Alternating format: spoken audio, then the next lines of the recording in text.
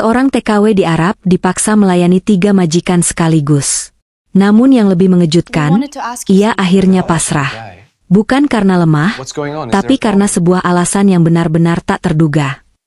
Assalamualaikum warahmatullahi wabarakatuh. Sahabat semua, sebelum kita mulai kisah dramatis hari ini, jangan lupa untuk mendukung channel ini dengan cara subscribe, like, dan share, agar kami semakin semangat menghadirkan cerita-cerita penuh hikmah untuk Anda. Semoga siapapun yang menonton video ini selalu diberikan kesehatan, rezeki yang berlimpah, serta dijauhkan dari segala kesusahan dan musibah. Dan semoga kisah yang akan kita dengarkan bersama bisa menjadi pelajaran berharga, serta pengingat untuk hidup lebih sabar dan bersyukur. Mari kita mulai ceritanya. Angin malam di sebuah desa kecil di Jawa Timur berhembus pelan, membawa aroma tanah basah setelah hujan.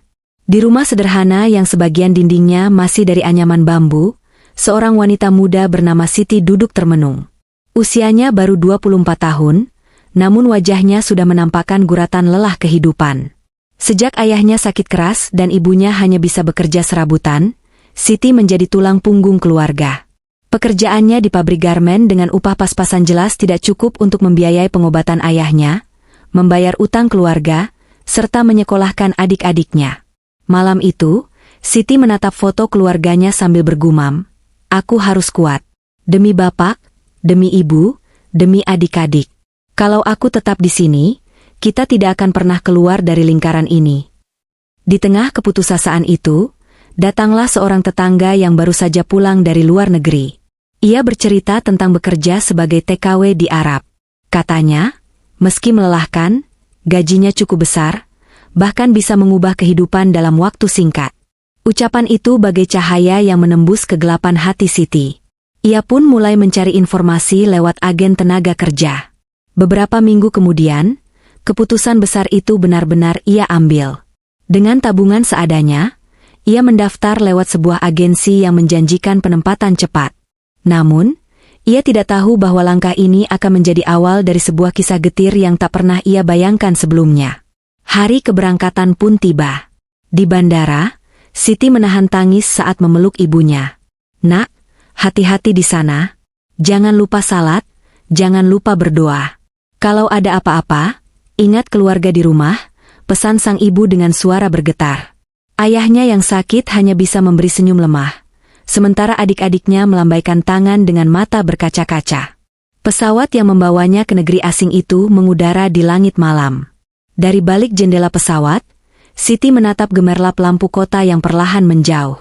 Ia berbisik dalam hati, "Ya Allah, kuatkan aku. Semoga semua ini tidak sia-sia. Aku ingin keluargaku bahagia." Setibanya di Arab, Siti merasakan keasingan yang menusuk. Suhu panas, bahasa yang tak ia pahami, serta wajah-wajah asing membuatnya merasa sangat kecil. Namun ia mencoba tersenyum, mengingat alasan utamanya, keluarga. Di ruang penampungan agensi, ia melihat banyak perempuan senasib, menunggu majikan yang akan menjemput mereka. Ada yang terlihat optimis, ada pula yang wajahnya penuh cemas. Hari itu nama Siti dipanggil, hatinya berdebar. Seorang pria Arab bertubuh besar datang menjemput. Dialah majikan yang akan memiliki dirinya selama kontrak. Siti menunduk hormat, mencoba menghormati adat. Ia hanya berharap semua akan baik-baik saja. Rumah besar yang menjadi tempat tinggal majikannya terlihat megah, namun hawa di dalamnya begitu asing. Istri sang majikan jarang bicara, hanya memberi instruksi singkat. Anak-anaknya manja dan sering membuat Siti kewalahan. Namun yang paling membuatnya tak tenang adalah sikap sang majikan laki-laki. Tatapannya seringkali membuat Siti merasa tidak nyaman. Malam pertama bekerja, Siti duduk di kamar kecil yang disediakan untuknya. Tubuhnya lelah, namun pikirannya gelisah. Ia mencoba menguatkan diri dengan doa. "Semua akan baik-baik saja. Aku harus bertahan. Ini semua demi keluarga di rumah." Namun, ia tidak tahu bahwa di balik pintu rumah megah itu, ada rahasia kelam. Sebuah kenyataan pahit yang perlahan akan menyeretnya ke dalam pusaran nasib tragis. Dan perjalanan getir itu baru saja dimulai.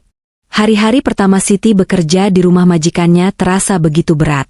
Dari subuh ia sudah terbangun, harus menyiapkan sarapan, membersihkan rumah yang luas, mencuci pakaian, hingga menjaga anak-anak.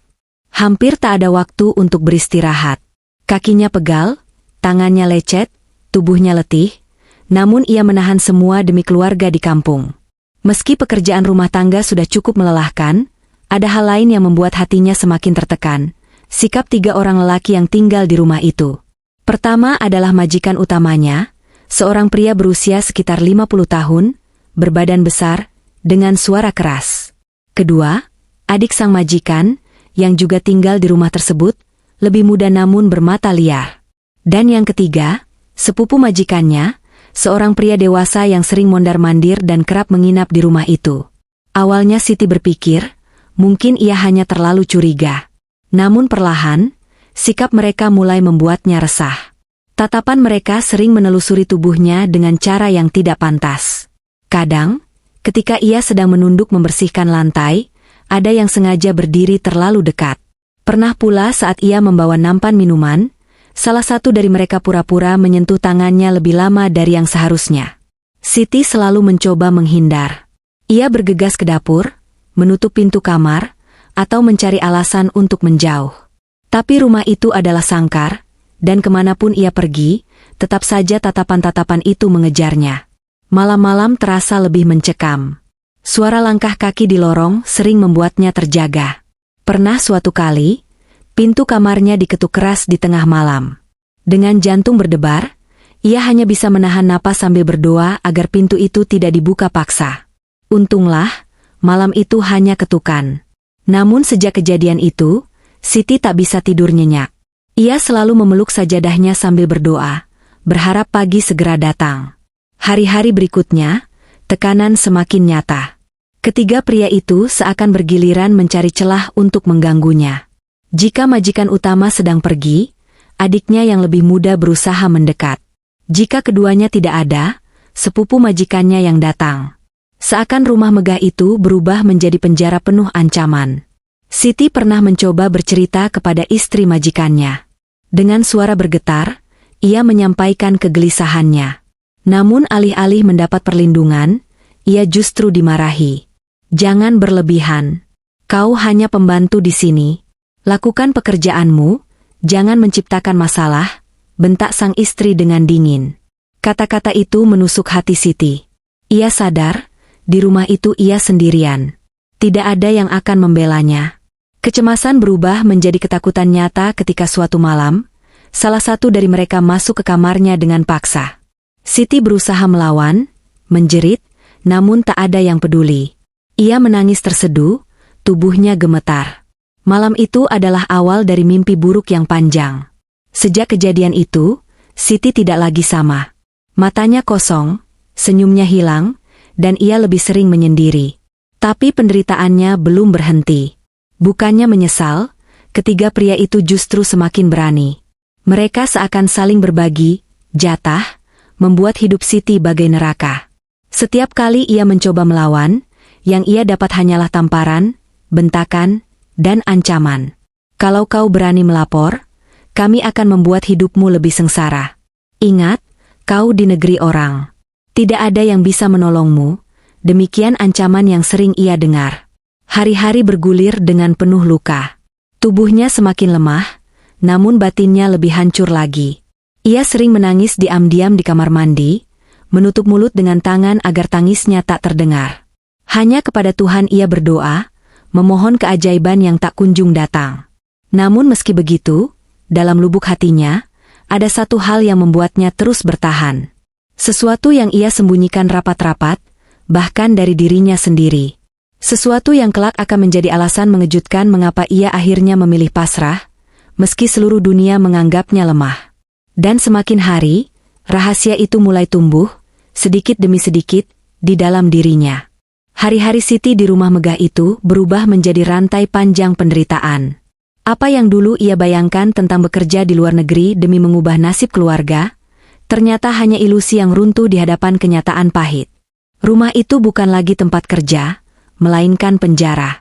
3 lelaki yang tinggal di sana seakan menjadikan Siti sebagai milik bersama.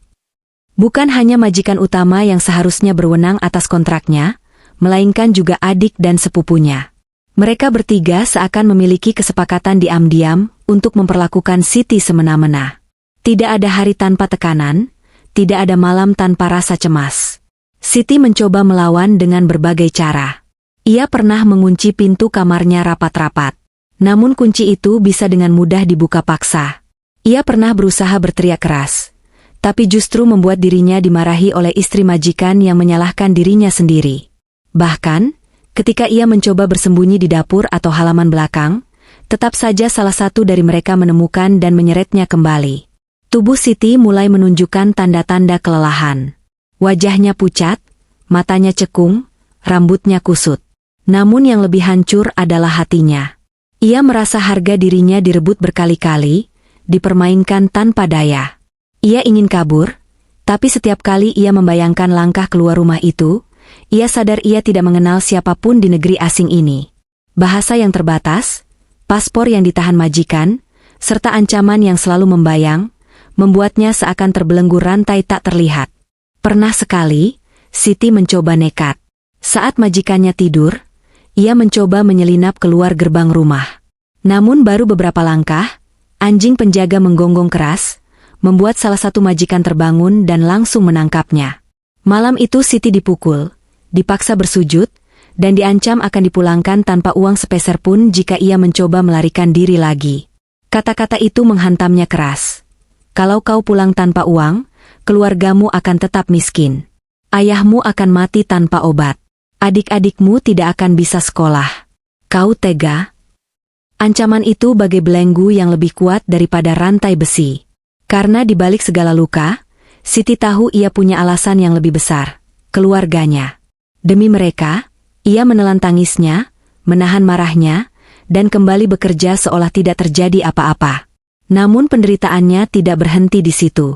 Ketiga majikan itu semakin berani. Mereka seakan berlomba menguasai dirinya. Ada malam di mana ia dipaksa melayani lebih dari satu orang. Tubuhnya sakit, jiwanya semakin hancur. Tapi pagi harinya, ia tetap harus bangun untuk menyapu, mencuci, memasak, seakan tidak pernah terjadi apa-apa. Di setiap sujudnya saat salat, air matanya jatuh. Ya Allah, kalau memang aku harus melalui ini, beri aku kekuatan. Tapi jangan biarkan aku hancur sia-sia. Semua ini pasti ada hikmahnya, begitu doanya setiap malam. Di balik doa dan tangis itu, perlahan Siti mulai menyadari sesuatu. Tubuhnya berubah. Ia sering merasa mual di pagi hari, cepat lelah, dan perutnya mulai terasa aneh. Awalnya ia mengira itu hanya akibat stres dan kurang makan. Namun semakin hari, tanda-tanda itu makin jelas. Hatinya bergetar. Ia tahu, sesuatu sedang tumbuh di dalam dirinya. Ketika ia benar-benar yakin akan kondisinya, dunia seakan runtuh. Rahasia yang ia sembunyikan mulai menjadi kenyataan. Ia hamil. Kabar itu membuatnya semakin terpuruk. Ia tidak tahu siapa di antara ketiga pria itu yang menjadi ayah dari janin yang dikandungnya. Ia ingin marah, ingin membenci, tapi air matanya hanya terus jatuh. Ia merasa hidupnya sudah berakhir. Namun justru pada titik itulah, perlahan ia menemukan kekuatan yang berbeda. Bukan untuk melawan, bukan untuk lari, melainkan untuk menerima. Di balik semua kepedihan, ada alasan besar mengapa ia akhirnya pasrah. Sebuah alasan yang mengejutkan, yang kelak akan membuat siapapun yang mendengarnya terdiam. Dan sejak saat itu, meski tubuhnya lemah dan jiwanya penuh luka, Siti mulai berkata pada dirinya sendiri, aku harus bertahan. Bukan hanya untuk keluarga di kampung, tapi juga untuk nyawa kecil yang kini hidup dalam tubuhku. Hari-hari yang dilalui Siti kini terasa semakin berat. Perutnya mulai menunjukkan tanda kehamilan, meski masih samar. Ia berusaha menutupinya dengan pakaian longgar dan bekerja seperti biasa, agar tidak ada yang menyadari. Namun di balik senyum tipis yang ia paksakan, batinnya terus bergolak. Siti tahu, jika majikannya mengetahui bahwa ia hamil, posisinya bisa semakin berbahaya. Bisa saja ia dipulangkan tanpa uang, bahkan dituduh yang bukan-bukan. Ia pernah mendengar cerita dari teman TKW lain yang dikirim pulang dalam keadaan hamil, tanpa diberi gaji, dan dipermalukan di depan semua orang. Ia tidak ingin itu terjadi. Karena itulah, ia memilih diam dan menyembunyikan rahasia itu rapat-rapat. Setiap malam, ketika rasa sakit dan letih menghampiri, ia berbicara pada janin kecil dalam kandungannya. Nak, maafkan ibu. Ibu tidak bisa melindungimu dengan sempurna. Tapi percayalah, ibu akan bertahan demi kamu. Kamu adalah alasan ibu tetap kuat di tempat ini. Air matanya jatuh, membasahi bantal tipis di kamarnya yang pengap. Di hadapan 3 lelaki itu, Siti tidak lagi melawan sekuat dulu. Ia tidak lagi berteriak keras atau mencoba melarikan diri. Ia hanya diam, menahan air mata, membiarkan semua terjadi. Dari luar, mereka mungkin mengira Siti sudah menyerah, sudah pasrah dengan nasibnya. Namun sesungguhnya, di balik kepasrahan itu, ia menyembunyikan sesuatu yang besar. Ia melindungi janin yang sedang tumbuh di rahimnya. Rasa pasrah itu bukan karena ia lemah. Justru karena ia tahu, setiap perlawanan hanya akan membuat keadaan lebih buruk. Setiap perlawanan bisa berarti tamparan, tendangan, bahkan ancaman yang bisa membahayakan dirinya dan bayi dalam kandungannya. Maka, Siti memilih untuk diam. Ia memilih menahan semua rasa sakit, demi satu kehidupan kecil yang kini menjadi cahaya harapannya. Hari-hari berjalan dengan ketakutan yang semakin menyesakkan. 3 lelaki itu tetap bergiliran menekan dirinya, seakan tidak pernah puas. Siti hanya bisa berdoa agar mereka tidak menyadari rahasianya. Kadang, ia menatap cermin kecil di kamar, melihat wajahnya yang semakin pucat dan tubuhnya yang melemah. Dalam hati, ia bertanya, sampai kapan aku bisa bertahan seperti ini? Namun yang membuatnya terus berdiri adalah bayangan keluarganya di kampung. Ia teringat ayahnya yang masih terbaring sakit, ibunya yang renta, adik-adiknya yang masih sekolah. Semua butuh biaya, semua bergantung pada dirinya. Setiap kali ingin menyerah, ia membayangkan wajah-wajah itu, lalu menguatkan diri kembali. Di dalam penderitaan itu, Siti mulai menganggap janin yang dikandungnya sebagai amanah dari Tuhan. Meski lahir dari jalan yang begitu pahit, bayi itu tetaplah darah dagingnya, tetaplah bagian dari hidupnya. Ia percaya, setiap nyawa datang dengan takdir, dan tidak ada yang sia-sia di mata Allah. Kalaupun aku harus hancur di negeri ini, biarlah, asalkan anakku bisa lahir. Aku rela, gumamnya suatu malam sambil menatap langit-langit kamar. Kata-kata itu menegaskan kepasrahannya. Namun dunia tidak serta-merta membiarkannya tenang. Tubuhnya semakin rapuh, pekerjaan semakin berat, dan tekanan dari 3 lelaki itu tidak kunjung berhenti. Ia sering muntah saat bekerja, sering pusing hingga hampir pingsan. Tapi ia menahan semuanya, tidak pernah menunjukkan kelemahannya secara terang-terangan. Karena sekali saja ketahuan, rahasianya bisa terbongkar. Semua orang mungkin melihat Siti sebagai seorang wanita yang kalah, wanita yang menyerah pada nasib. Tapi di balik kepasrahan itu, ada kekuatan besar yang tidak semua orang bisa mengerti. Ia rela menanggung luka, demi sebuah kehidupan kecil yang sedang berjuang bersama dirinya. Dan alasan mengejutkan itulah yang kelak akan mengubah cara orang memandang kisah pilunya. Bahwa pasrah bukan selalu tanda kelemahan, melainkan bisa menjadi bentuk pengorbanan paling dalam. Malam-malam berikutnya, Siti hanya bisa duduk di sudut kamar dengan tangan memeluk perutnya yang semakin terasa mengeras. Ia berbisik lirih, "Nak, bertahanlah. Ibu akan melindungimu dengan segala cara. Jangan takut, kita akan melalui ini bersama." Waktu berjalan tanpa ampun. Kehamilan Siti semakin nyata. Perutnya mulai membesar, meski ia terus berusaha menutupinya dengan pakaian longgar. Setiap gerakan tubuhnya menjadi lebih lambat, napasnya mudah terengah, dan ia sering merasakan sakit di punggung. Namun semua itu tetap ia sembunyikan, demi menjaga rahasia yang ia bawa seorang diri. Suatu pagi, ketika sedang mencuci pakaian di halaman belakang, salah satu majikan, adik sang majikan utama, menyadari perubahan pada tubuh Siti. Tatapannya tajam, penuh curiga. "Kenapa kau terlihat berbeda? Kau tambah gemuk?" tanyanya sambil tertawa sinis. Siti hanya tersenyum kaku, menunduk, dan terus bekerja. Namun sejak saat itu, tatapan curiga semakin sering diarahkan padanya. Hari-hari berikutnya, rahasia itu semakin sulit ditutupi. Tubuhnya tidak lagi bisa menipu. Suatu malam, istri majikannya melihat Siti muntah hebat di dapur. Dengan wajah masam, ia menuduh Siti berpura-pura sakit agar tidak bekerja. Tapi ketika melihat perut Siti yang mulai menonjol, wajah sang nyonya berubah pucat. Ia segera memanggil suaminya. Di ruang tamu yang besar, ketiga lelaki itu berkumpul. Siti berdiri di tengah dengan tubuh gemetar. Mereka menatapnya dengan mata penuh amarah dan kebingungan. Kau hamil?" Suara majikan utama menggelegar. Siti tidak bisa berkata apa-apa. Air matanya jatuh, tubuhnya gemetar, namun bibirnya terkunci rapat. Mereka saling pandang, lalu suasana berubah kacau.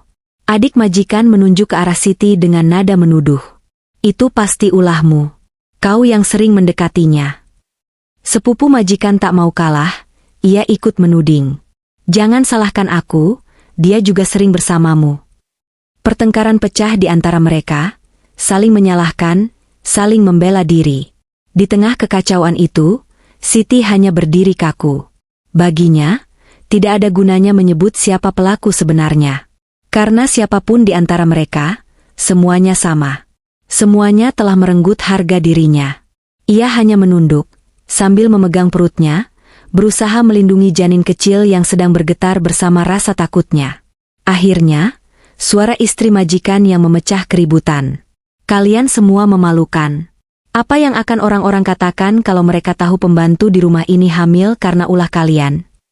Wajahnya merah padam, bukan karena iba pada Siti, melainkan karena takut aib keluarga terbongkar.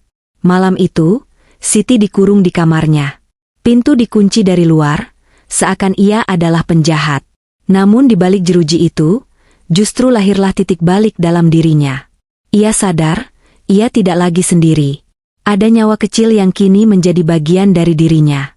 Nyawa itu adalah alasan kenapa ia bertahan, alasan kenapa ia rela menanggung semua penderitaan tanpa melawan lagi.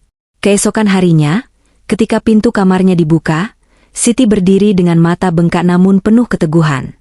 Dengan suara lirih namun jelas, ia berkata, "Ya, aku hamil. Aku tidak tahu siapa di antara kalian yang menjadi ayah dari anak ini. Tapi aku tidak peduli. Karena bagi aku, anak ini adalah anugerah dari Allah. Aku akan menjaganya, apapun yang terjadi." Kalimat itu membuat semua orang terdiam. Untuk pertama kalinya, Siti berbicara dengan keberanian yang berbeda. Bukan keberanian untuk melawan, melainkan keberanian untuk menerima. Kepasrahannya bukanlah tanda kelemahan, melainkan bentuk pengorbanan. Alasan mengejutkan itu akhirnya terungkap. Siti tidak melawan lagi, bukan karena ia menyerah pada nasib, melainkan karena ia ingin melindungi anak yang dikandungnya. Ia rela menahan semua sakit, menelan semua air mata, demi kehidupan kecil yang tumbuh dalam rahimnya. Ia tahu, kelak anak itu akan lahir tanpa tahu siapa ayahnya. Ia tahu, dunia mungkin akan menghakimi. Namun baginya, anak itu adalah cahaya, satu-satunya alasan untuk tetap hidup, satu-satunya harapan di tengah gelapnya penderitaan. Sejak hari itu, Siti menjalani hari-hari dengan kepasrahan penuh. Ia bekerja, ia menahan perlakuan buruk, ia menghadapi tatapan penuh hinaan. Tapi di dalam hatinya, ada keyakinan yang tak tergoyahkan, bahwa janin itu adalah titipan Tuhan, dan ia harus menjaganya dengan segala cara. Di malam-malam sepi, ia masih berbisik pada janinnya. "Nak, maafkan ibu. Ibu tidak bisa memilih siapa ayahmu. Tapi ibu berjanji akan mencintaimu dengan sepenuh hati. Kau adalah alasan ibu bertahan, alasan ibu tidak lagi melawan, alasan ibu pasrah. Karena dengan kepasrahan inilah, ibu bisa menjagamu tetap hidup." Air mata jatuh. Namun kali ini bukan hanya air mata kesedihan. Ada seberkas cahaya yang lahir di balik luka. Cahaya dari sebuah alasan mengejutkan yang membuat seluruh penderitaan itu terasa berbeda. Hari-hari Siti setelah rahasia kehamilannya terbongkar berjalan dalam suasana yang semakin mencekam. Ia diperlakukan seperti aib dalam rumah itu, dipaksa tetap bekerja meski tubuhnya lemah, dan sering mendapat makian dari istri majikan. Namun semua hinaan itu tidak lagi mampu menghancurkan hatinya. Sebab kini, ia telah menemukan alasan kuat untuk tetap bertahan, janin kecil dalam kandungannya. Meski tiga lelaki itu masih sering menekan dan mencoba menguasai dirinya, Siti sudah tidak melawan. Ia hanya diam, menunduk, dan membiarkan semuanya berlalu. Tapi diamnya bukan tanda lemah. Diamnya adalah tameng. Setiap kali mereka mendekat, ia hanya memikirkan satu hal. Aku harus melindungi anakku. Aku tidak boleh membuatnya dalam bahaya. Seiring waktu, kehamilannya semakin besar. Ia makin sulit menutupi, dan akhirnya semua orang di rumah itu tahu. Sang istri majikan memilih diam demi menjaga nama baik keluarga. Para lelaki itu pura-pura tidak peduli, seakan tidak ada apa-apa. Tapi Siti tahu, mereka semua takut jika rahasia itu bocor keluar rumah. Karena itu, mereka tidak berani mengusirnya begitu saja. Siti menjalani hari-harinya dalam senyap. Setiap pagi ia tetap bekerja, meski tubuhnya gemetar menahan sakit. Setiap malam ia menangis dalam doa, meminta perlindungan dari Allah. Dan di setiap sujudnya, ia selalu menyebut nama keluarganya di kampung. Ia membayangkan wajah ayahnya yang sakit, ibunya yang renta, dan adik-adiknya yang masih membutuhkan biaya sekolah. Itulah yang membuatnya tetap tegak meski hidup bagai neraka. Namun di balik semua itu, ada satu hal yang kini membuat Siti kuat. Ia merasa tidak lagi sendirian. Ada kehidupan kecil yang tumbuh bersamanya, yang membuat setiap luka terasa berarti. Ia memandang kehamilan itu bukan sebagai kutukan, melainkan sebagai amanah. Amanah yang harus ia jaga meski harus menukar seluruh kebahagiaannya. Bulan demi bulan berlalu. Perutnya semakin membesar, tubuhnya semakin rapuh, tapi semangatnya tetap menyala. Sampai pada akhirnya, hari yang ditakutinya sekaligus dinantikannya pun tiba. Di sebuah malam yang sunyi, Siti merasakan sakit luar biasa. Ia menggigit bibirnya, menahan jeritan agar tidak terdengar. Dengan penuh perjuangan, sendirian di kamar kecil itu, ia melahirkan bayi mungil dengan tangisan pertama yang mengguncang seluruh hatinya. Air mata Siti tumpah deras. Ia menggendong bayi itu dengan tangan gemetar. "Nak, selamat datang ke dunia. Kau adalah alasan ibu bertahan. Kau adalah jawaban atas semua doa ibu." Tangisan bayi itu menjadi musik terindah yang pernah ia dengar. Bayi itu lahir tanpa ayah yang jelas, tanpa kepastian masa depan. Tapi bagi Siti, ia adalah anugerah terindah. Dalam sekejap, semua penderitaan yang ia alami terasa mendapat makna. Kepasrahannya, air matanya, rasa sakit yang ia telan bertahun-tahun, kini berubah menjadi kekuatan baru, cinta seorang ibu. Waktu berjalan, dan kisah pilu Siti mungkin tidak akan pernah diketahui dunia luar. Tidak ada media yang meliput, tidak ada orang yang peduli. Namun di balik tembok rumah megah itu, ada seorang perempuan sederhana yang telah mengorbankan segalanya demi keluarga dan demi seorang bayi mungil. Kisah Siti bukan hanya tentang penderitaan, melainkan tentang kekuatan hati seorang wanita. Tentang bagaimana kepasrahan bisa menjadi bentuk keberanian, dan bagaimana luka bisa melahirkan cahaya. Dan untuk kita semua yang mendengar kisah ini, ada pelajaran besar yang bisa diambil. Bahwa banyak dari mereka yang bekerja di negeri orang bukanlah sekadar mencari uang, melainkan berjuang mempertaruhkan harga diri, tenaga, bahkan hidup mereka. Setiap TKW punya cerita yang tidak pernah kita bayangkan, dan seringkali jauh lebih berat dari yang terlihat. Dari kisah Siti, kita belajar bahwa kadang hidup memaksa kita untuk menghadapi hal yang tak pernah kita inginkan. Namun, selalu ada alasan untuk bertahan. Bagi Siti, alasan itu adalah keluarganya dan bayi kecil dalam kandungannya. Meski harus pasrah, ia tetap kuat karena hatinya berpegang pada harapan. Semoga kisah ini menjadi pengingat bagi kita semua untuk lebih menghargai para pekerja migran yang berjuang di negeri orang. Mari kita doakan semoga Siti dan semua TKW yang bernasib sama selalu diberi kekuatan, perlindungan, dan jalan keluar terbaik oleh Allah Subhanahu wa Ta'ala.